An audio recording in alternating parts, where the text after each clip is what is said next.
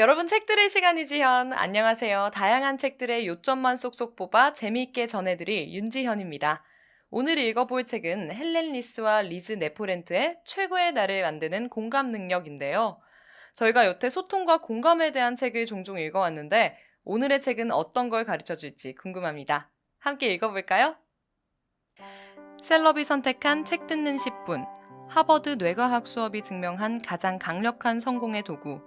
헬렌 리스와 리즈 네포렌트의 최고의 나를 만드는 공감 능력을 들려드립니다.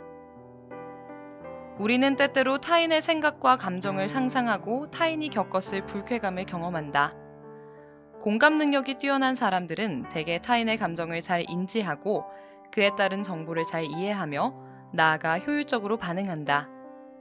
육아에서부터 교육, 의료 서비스, 직장, 기업, 법률, 예술, 환경, 디지털 세계, 리더십, 정치에 이르기까지 모두 공감 능력과 관련이 있다. 혼자 힘으로는 절대 할 수 없지만 서로에 대한 이해와 협력으로는 어떻게 달성할 수 있는지, 성과에 공감이 왜, 그리고 어떻게 도움이 되는지 살펴보자. 뇌는 두 가지 중요한 이유로 타인의 고통을 경험하도록 설계돼 있다. 첫째는 피해야 할 것을 알려주기 위함이다.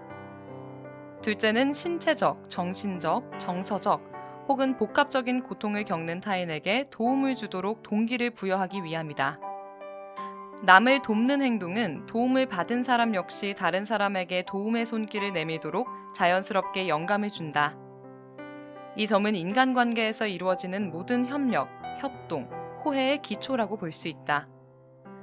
우리에게는 다른 사람의 뇌에서 어떤 일이 일어나는지를 알 수 있는 특별한 신경세포가 있는데 이것이 바로 내가 마음 공유 지능이라고 부르는 기질을 형성한다.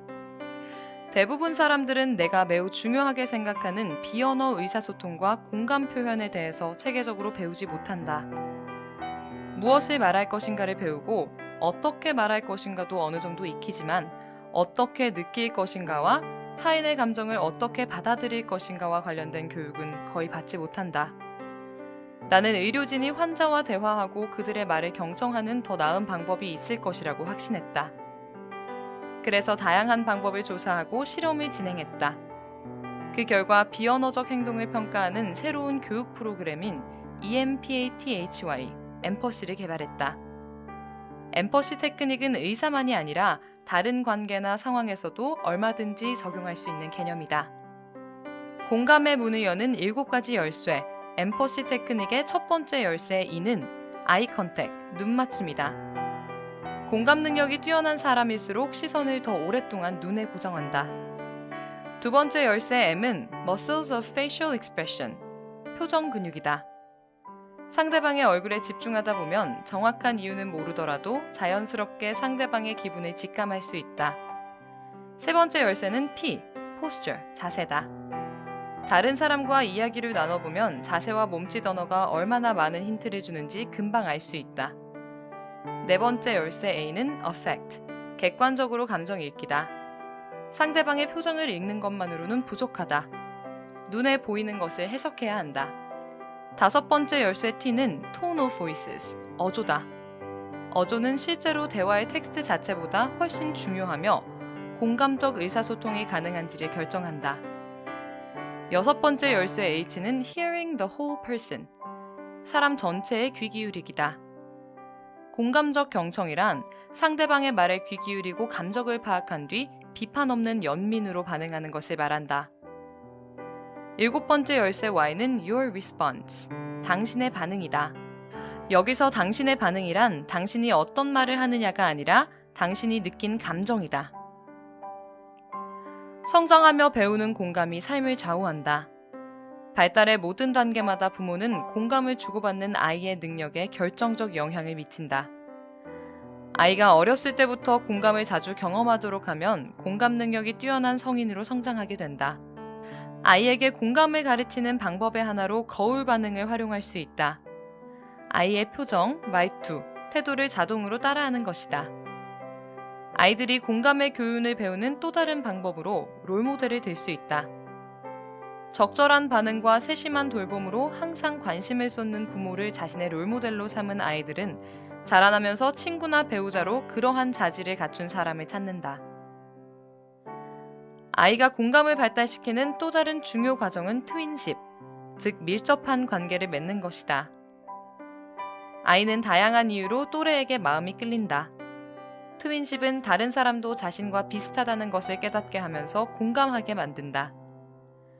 아이는 자신의 경험이 다른 사람에게도 이해받을 수 있고 공유할 수 있다는 사실을 깨닫게 된다.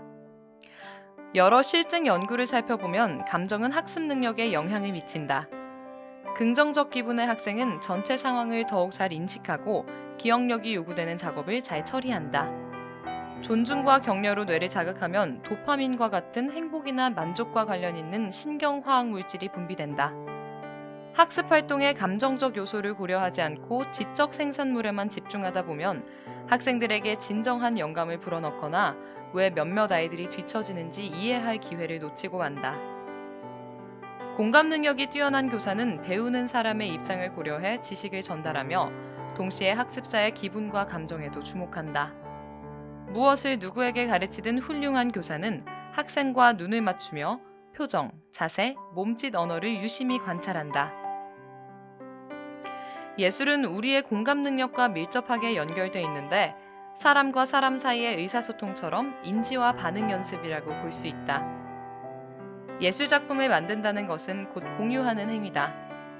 창작자와 관람자 사이를 연결함으로써 기쁨, 슬픔, 고통 등 우리가 보편적으로 공유하는 모든 감정을 잇는 연결고리가 만들어진다. 예술 작품을 볼 때 우리는 저마다의 기억, 관점, 경험을 작품에 투영한다. 예술가의 예술적 재능과 관람자의 개인적인 경험 사이의 상호작용을 통해 두뇌의 감정 영역이 활성화된다. 예술은 우리가 서로를 이해할 수 있도록 도와준다. 서로를 더 잘 이해할수록 다른 사람의 내면으로 더욱 쉽게 들어갈 수 있다. 리더십은 공감에 관한 것이다. 우리는 종종 훌륭하다고 생각되는 리더를 묘사할 때 지능, 본능, 전문성을 꼽지만 훌륭한 리더는 타인의 감정에 상당히 민감하게 대응하며 자신의 감정을 조절하는 데도 전문가다. 심리학자 데니얼 골먼은 공감 리더십이 생각과 감정을 상호 연결함으로써 리더와 추종자의 뇌를 어떻게 바꾸는지 설명한 바 있다. 골먼은 이를 가리켜 사회적 지능이라고 불렀다. 화학적 단계로 보자면 신경 전달 물질인 엔도르핀, 도파민, 세로토닌, 옥시토신이 사회적 유대감을 촉진하고 솔직함과 협력을 통해 서로를 신뢰하도록 만든다. 신경적 단계로 보면 공유신경회로가 리더의 생각과 감정을 반영하여 같은 생각과 감정을 따라하도록 유도한다. 공감 능력이 뛰어난 리더는 자신의 집단, 팀, 유권자들과 감정적 유대감을 형성하고 신뢰와 협력을 기반으로 하는 문화를 육성한다. 자신의 필요를 이해하고 해결할 수 있고 사람들의 재능을 발견하고 활용할 줄 안다. 또한 문제 해결에 있어 타인의 관점을 인지하고 함께하는 의사결정 과정에 반영한다. 공감 능력이 뛰어난 리더는 관계 관리에도 탁월하다. 신뢰를 기반으로 한 관계는 정보 파악 및 처리 능력과 해결책 도출 능력을 향상한다. 공감이 어렵게 느껴질 때는 무엇이 공감을 가로막고 있는지 살피고 나는 지금 상대방을 존중하고 있는지 자문해야 하는 순간이다. 공감을 방해하는 장애물을 파악해 헤쳐나가거나 도저히 공감할 수 없을 때는 그대로 인정하고 받아들이는데 엠퍼시를 활용해야 한다. 표정을 해석하면 상대방의 의도에 관한 정보를 얻을 수 있다. 미움이 가득한 충격적인 행동은 어쩌면 도와달라는 간절한 애원일 수도 있다.